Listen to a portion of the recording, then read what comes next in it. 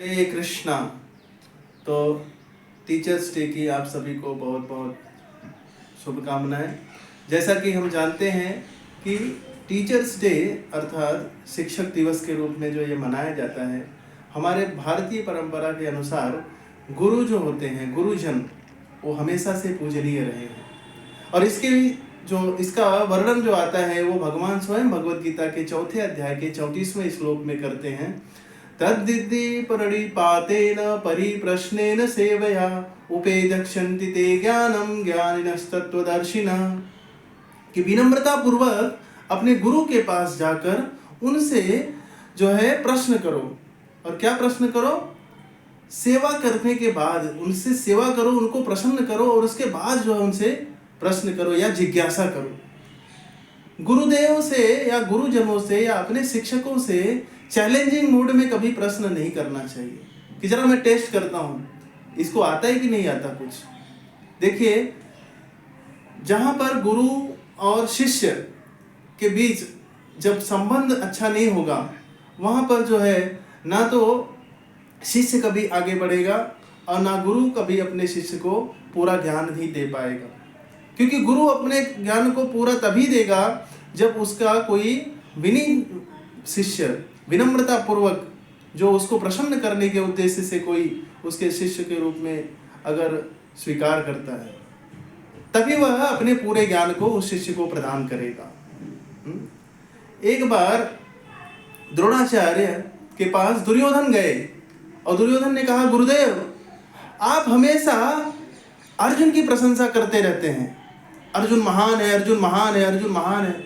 अरे ऐसा क्या है अर्जुन में जो मेरे में नहीं है?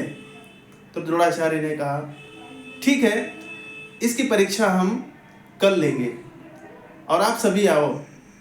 तो सभी जो है दुर्योधन, युधिष्ठिर महाराज और अर्जुन को वहाँ पर बुलाया गया और वहाँ पर एक वृक्ष के बीच में एक तोता बैठा हुआ था।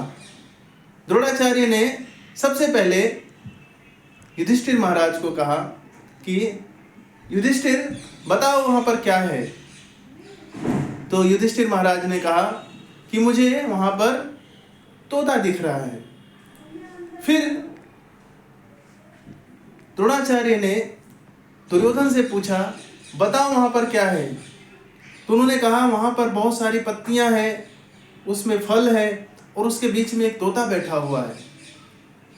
फिर द्रोणाचार्य ने अर्जुन को बुलाया और अर्जुन से कहा, अर्जुन बताओ वहाँ पर क्या है। अर्जुन ने कहा, गुरुदेव मुझे तोते की आंख दिख रही है। तो द्रोणाचार्य ने कहा, अच्छी बात है। तो दुर्योधन ने कहा, गुरुदेव इससे क्या सिद्ध होता है?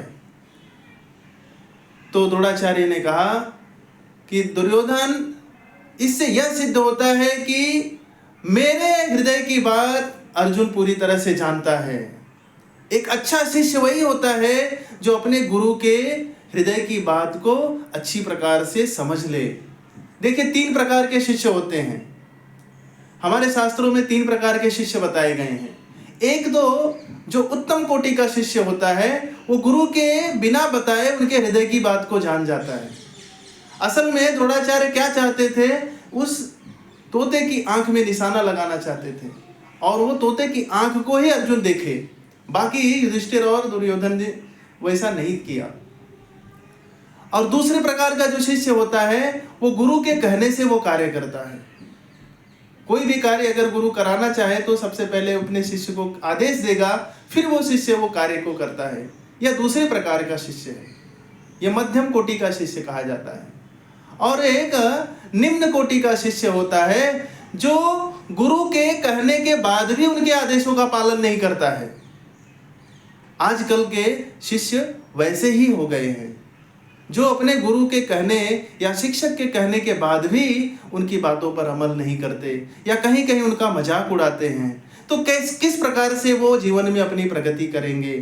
क्योंकि यदि जीवन में प्रगति करना है तो निश्चित रूप से हमें गुरु का आश्रय लेना होगा, गुरु के मार्गदर्शन में हमें चलना होगा और गुरु के बताए गए ज्ञान के अनुरूप हमें जीवन व्यतीत करना होगा, तभी जाके हमारा कल्याण हो सकेगा। हरे कृष्णा।